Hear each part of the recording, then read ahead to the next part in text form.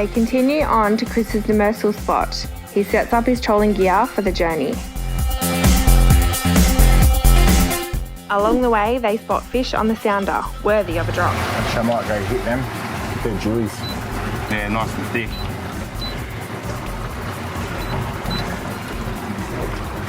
Just off. They're probably like in the grazing in the fucking. Is that flat? 50 metres, yeah. Yeah, but it's hard ground. But it's only 50 metres from the spot. You know, they'll be out swimming. Yeah. I find they like the rubble as well. Like just, you know, fully, bro. That's what I reckon. When it's flat like this, they'll venture out from their caves and just go grazing the flat ground. Yeah, totally agree. So we'll drop right on then.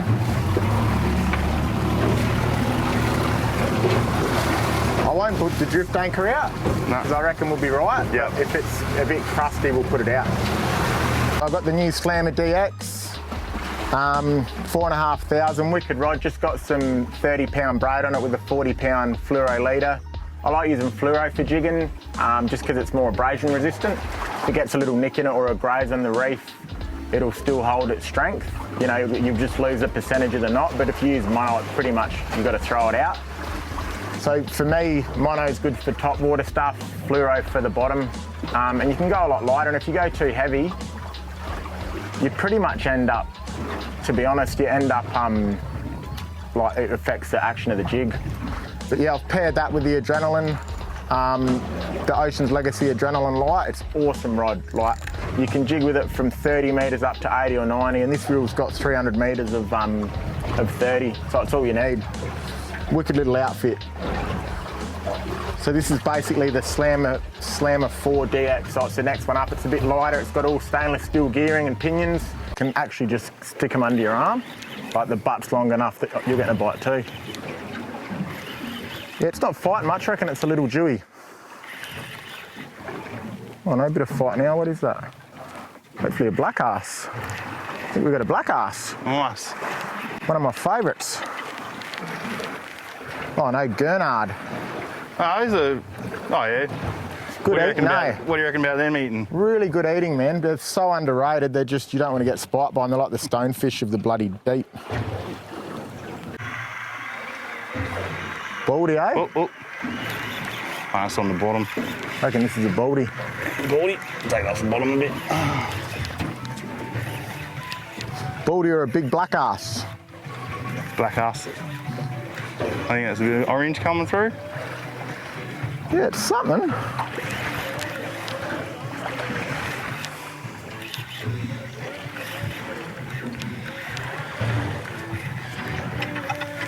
Is that a Gurnard again? Big fucker. What the hell? Look at the size of that. It's a solid Gurnard, man. The dog. Not sure what this is. It's doing like a weird snapper shake, but it's not. It could be a baldy, it could be a black ass. Or another Gurnard, bro.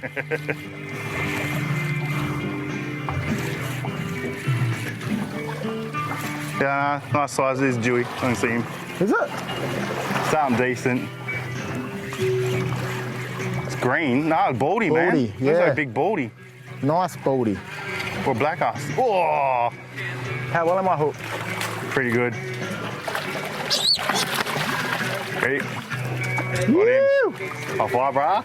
You're on, bro. You're on. So are you. Am I? The bite was slow, with only a baldy, snapper and a flathead caught. The guys set off to chase the elusive metro marlin.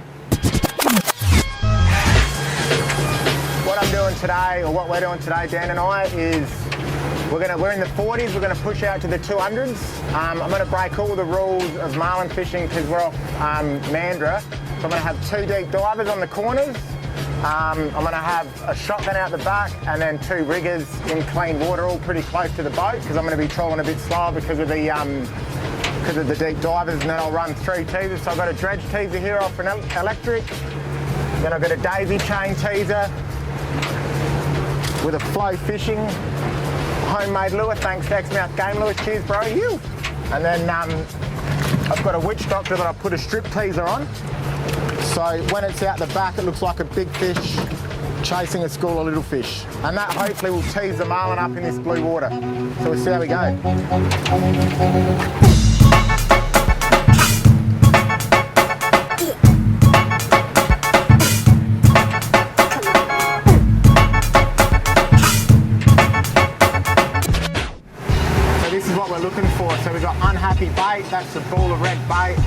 and we're in 100 metres, 23.6 degrees. Here we go, more bait on the surface. So we might hook up here. Mature rushing in, it never stops, it begins. We was made to fly, so that's why my heart's one on my wings, and that's regardless of my sins and everything that comes with I reckon it. there, bro. See that current line? Oh, yeah, the I reckon we different go colour down in the that. water. Yeah. You shredder.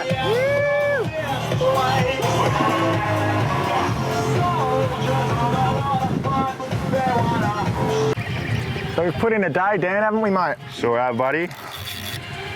We've got a bit of a decent one now, I reckon. After trawling for a couple of hours and raising a wahoo, they called past another favourite spot for one last drop. Good head shakes. Yeah, that's sick.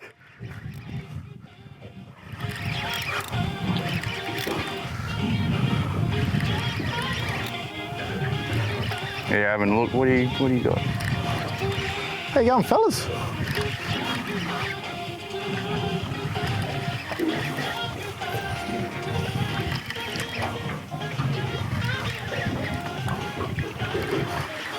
Coming. Bit of colour. Good colour.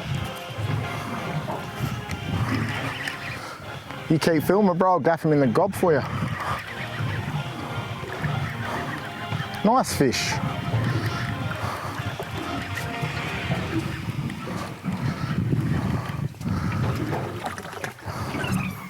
Yoo. There we go. Nice. Size Dewey to kick off proceedings. How good's that? Nice, bro. Good work. Double pinned. He wasn't going anywhere. What a session it was. They lost power to the camera, but here's the rundown from Chris.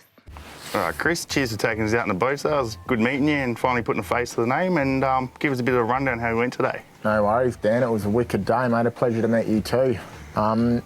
Mate, fun. Weather was epic. Went to the KG ground, and we were kind of on a bit of a timeline. So the plan was to get some KGs. We got one, and then go get a couple of Deweys and some Demersals, which we've done. Got a nice baldy, actually pretty much all my favourite eating fish are right here. KG, big flathead. You got a nice flathead, mate. About a 600 Dewey. And then went out to the shelf and trawled for pelagics all day for most of the afternoon, and we raised a massive wahoo, well not massive, probably 12 to 15 kilo on the shotgun, chasing the lure for about a K and just didn't take it. It was just coming up behind it, and not really sure what we did wrong there, but anyway, didn't hit the lure or anything, and we checked the lure when we come in and it was like super sharp, the hook was sharp and there was no missing skirt or anything. And then on the way in, we hit another one of my favourite honey holes, and yeah, got a 450 head. You can see the bite of that shark. Obviously it got sharked. It's bitten there and its teeth are gone out there, so I'm calling its mouth about that wide. So yeah, probably a nice tiger, or even the bit of the roundness could have been a bronzy. Yeah, but that would have been, I'd say at least 15, mate. What do you reckon? Yeah, easily. Pretty solid fish. Right on 15. And then right after that one got sharked, you hooked up, mate, and yeah, that was a monster as well. Great catch care going on there. Yeah, that was a monster as well, mate. So we lost two and then called it a day and come in and, mate, the mint was about 30 mile out north.